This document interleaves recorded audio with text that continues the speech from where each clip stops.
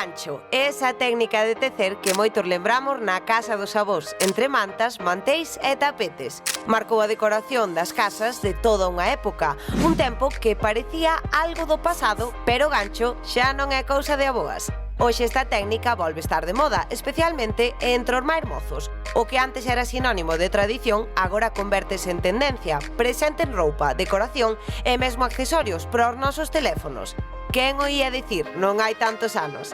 As redes sociais teñen moito que ver neste regreso. As plataformas están cheas de creadores que amosan os seus proxectos feitos a man, reivindicando o valor da paciencia e do traballo artesanal fronte á produción en masa.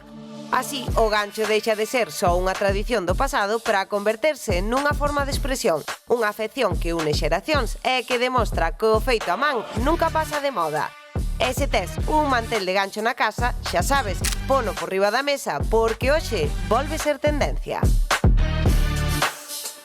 Pois sí, porque os novos, Ángela, queren aprender, non? Como se fai?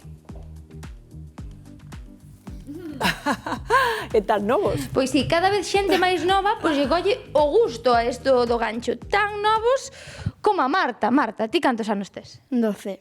E ti, como e por que empezaches a facer o gancho? Porque vi a la vecina de mi abuela ganchillar y me gustó mucho. E, claro, ti compraches a lana, compraches a agulla, que foi o primeiro que fixeches? Una diadema como la que tengo puesta. Ostras, un proxecto xa complicado de primeiras. E surxime unha dúda, eu vexo que ti és zurda. Isto leva algún tipo de complicación a hora de ganchillar? Sí, porque en YouTube, por ejemplo, si buscas, hay cada vez menos tutoriales para zurdos. Claro, imagino que son case todos para diestros. Sí.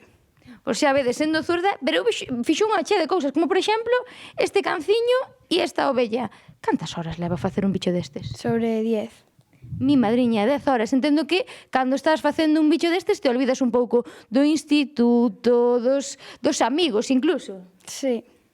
E a teus pais que lle parece cando chegaches á casa e dixeches eu quero facer gancho? Pues le pareció muy bien porque así pasaban menos tiempo con el móvil.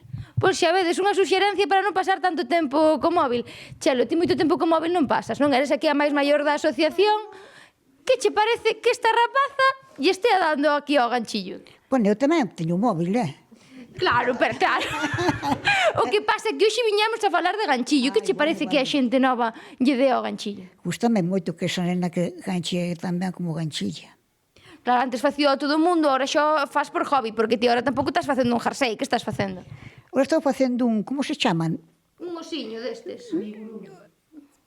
Que, un amigurumi, creo. Sí, porque eu non sei dicirlo, amigurumi. O amigurumi. Pero isto xa é por diversión, xa non é por necesidade. Sí, está por diversión. Pois xa vedes, coelliños, cans, ovellas, son as novas tendencias pois para darlle a lana. Xa non só se fan abrigos e bufandas, e cada vez xente máis nova, como a Marta.